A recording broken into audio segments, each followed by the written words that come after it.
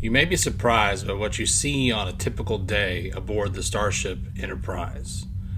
Specifically on Deck 4, Commander Data could come around the corner with a wooden pipe dressed as Sherlock Holmes. The bridge officers could come by in full sailing regalia, ready to sail on the high seas of the 1800s. Even a Klingon in a cowboy hat has graced these corridors. But today, everyone gives a wide berth to the junior officer carrying the longsword, dressed in standard issue gray physical training attire and carrying the heavy sword over his shoulder. Wess Kirkpatrick makes his way to Holodeck 3 to fulfill a promise that he made years ago. Wess grew up on starships and came from a family with a long tradition with the fleet. But his mother was a geneticist who discovered a peculiar quirk in the genes of all humanoid species in the galaxy.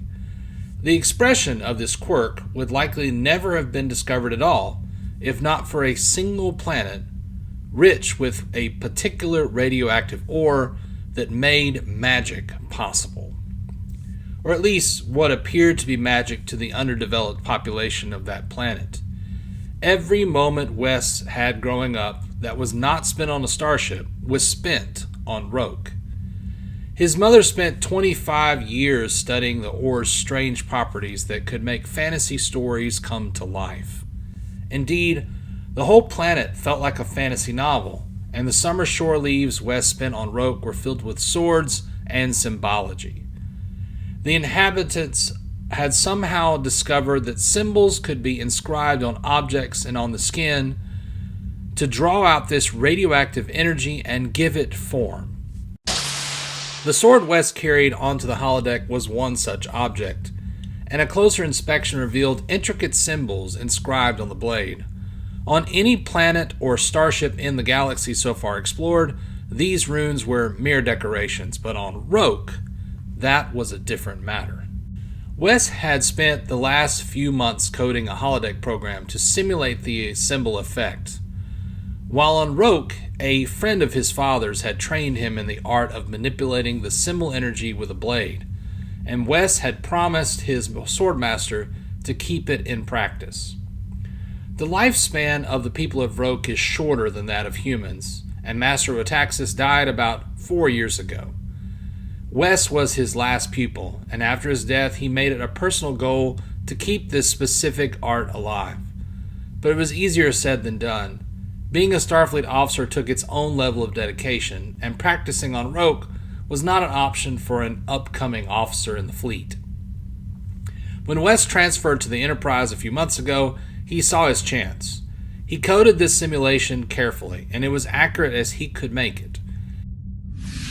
He called up the simulation and walked to the center of the training field. It was, in appearance, just like the one from his childhood, a wide, open, dusty clearing surrounded by lush forest.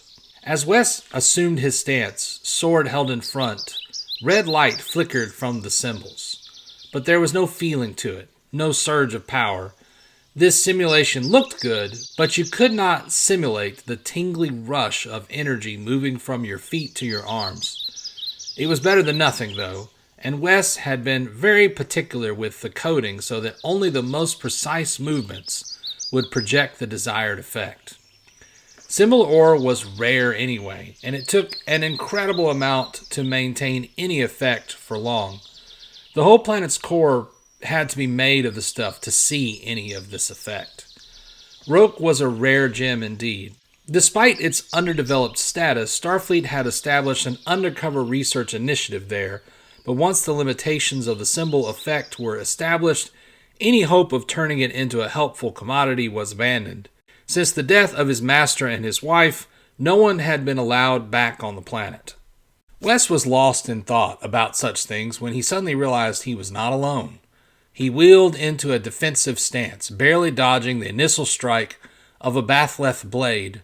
Lieutenant Commander Worf stares Wess down with a menacing smile.